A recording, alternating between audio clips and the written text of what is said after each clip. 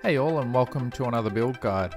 My name's Luke, and this tutorial is all about making highly detailed trees which not only produce a fantastic branch structure but also allow for a highly detailed root system.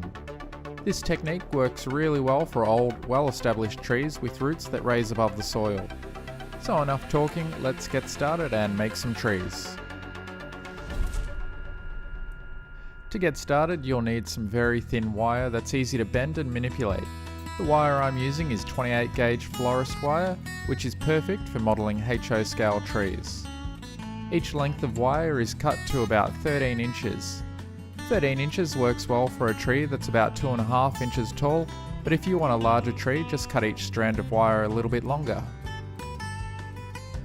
All up, I cut 15 individual strands of wire for this tree. Bundle them together, then fold them in half and give it a few twists to start the trunk. The loop at the bottom will be used to model the roots, so be sure to leave a loop of wire about this big at the bottom. Next, it's simply a matter of splitting the wires in half, then twist until you get a suitable branch length, and repeat.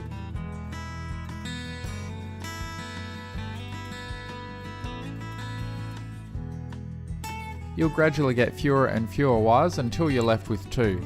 And don't worry if they're not perfectly split 50-50. When you finally get down to 2 wires, you can create a loop and then twist that loop to create a finer spread of branches. It takes some practice, but once you get the hang of it, you'll be able to do it very fast.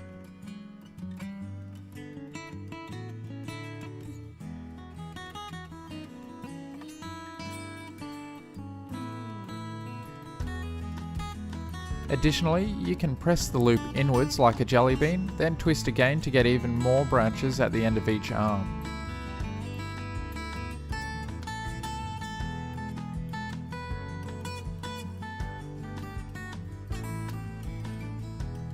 Once you've finished the branches, I just use some pliers to cut each loop open and then trim the wires to the size I want.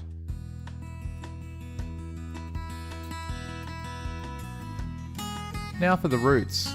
I basically follow the exact same method I did with the branches, except the roots tend to be shorter.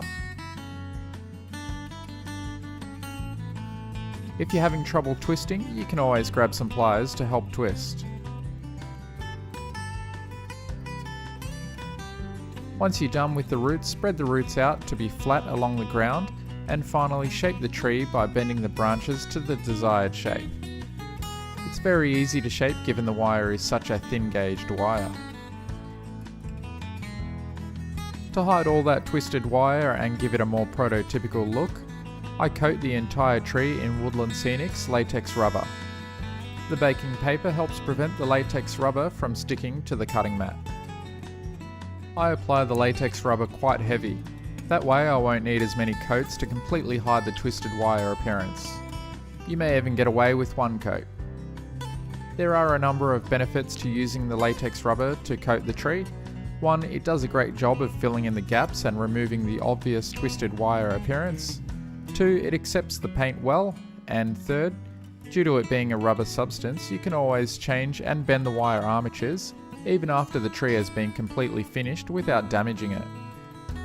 For this tree, I ended up applying 2 coats, however, the second coat was much lighter.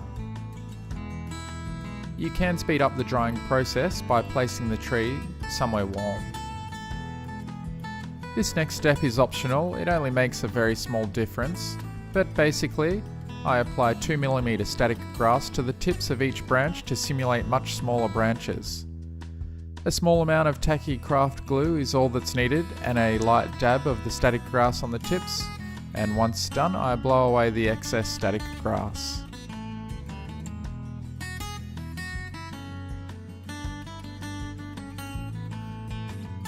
I went with this brown primer from Rust-Oleum to undercoat the tree.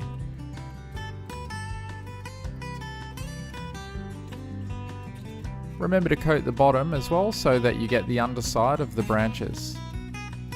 Next is the main tree colour, and in this case I'm going for an apple tree look, which tends to be an earthy grey colour. I mixed some black, white and burnt umber to get this colour and coated the entire tree. Don't worry if you miss a little spot.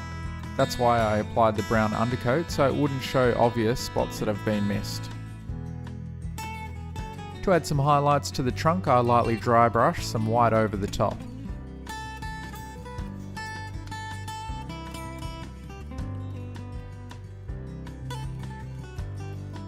I still found the tree to be slightly shiny due to the cheap acrylic paint I used, so to dull down the shine as well as blend in some of the white highlights, I gave the tree a light airbrushing with some Vallejo light brown.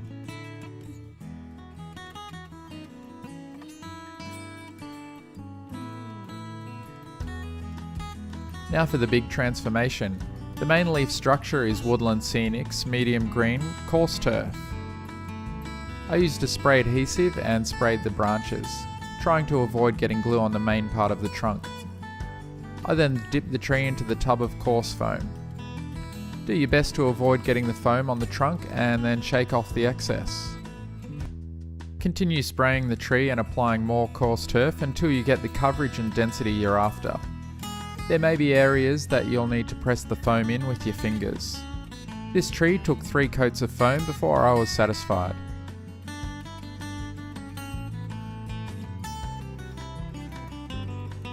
If you're after an apple tree, you're going to need some apples.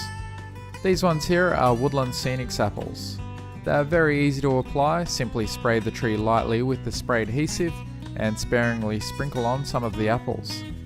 I try to avoid placing apples directly on top because you tend to see apples on the side of the tree and hanging from underneath.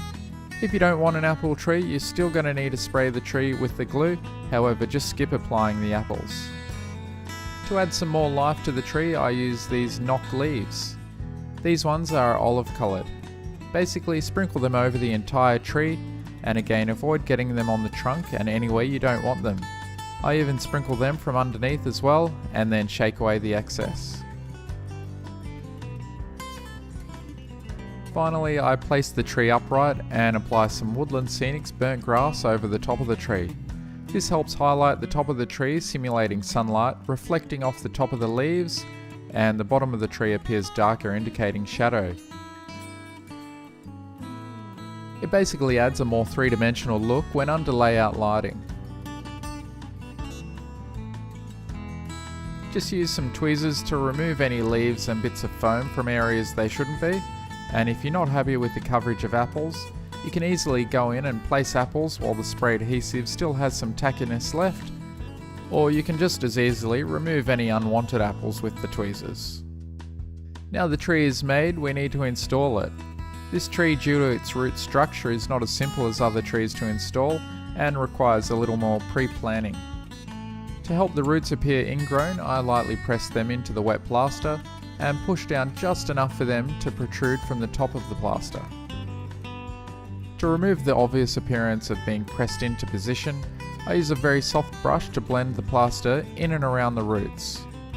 I'll keep doing this for about 5 minutes or so as the plaster begins to set. And once the plaster starts to harden, it becomes easier to remove the obvious brush strokes. And now we just wait for the plaster to set overnight. It's inevitable that some plaster will go over the roots, so to help remove the unwanted plaster, I use a stiff brush and dip it in water before brushing it over the roots, but don't brush so hard that the paint peels away. To easily paint the plaster without accidentally painting the roots, I make a thin earth-coloured wash. It will depend on the soil colour you plan to have, but for me I got a good dirt colour by mixing 2 parts burnt umber with 1 part burnt sienna, and added a moderate amount of water to thin it down.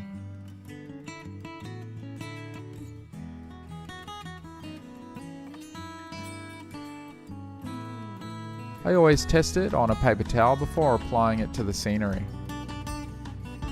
Then it's as easy as brushing it over the scenery. The wash is thin enough that it won't change the colour of the roots should you brush it right over the top of them.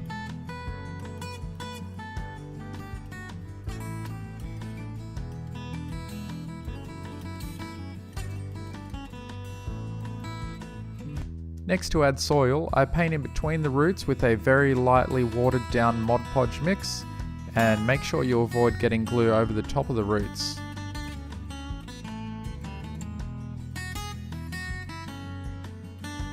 I then sprinkle the dirt texture over the top and blow away the excess.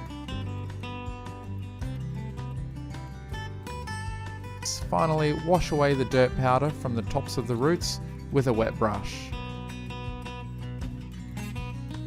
Now you're almost done. It's just a matter of applying your usual scenery application around the tree.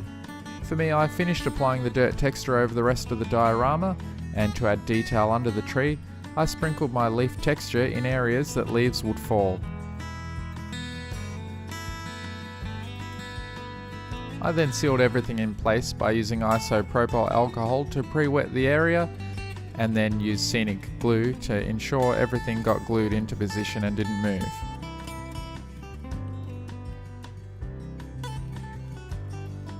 As a final touch, I added some static grass tufts randomly around the base.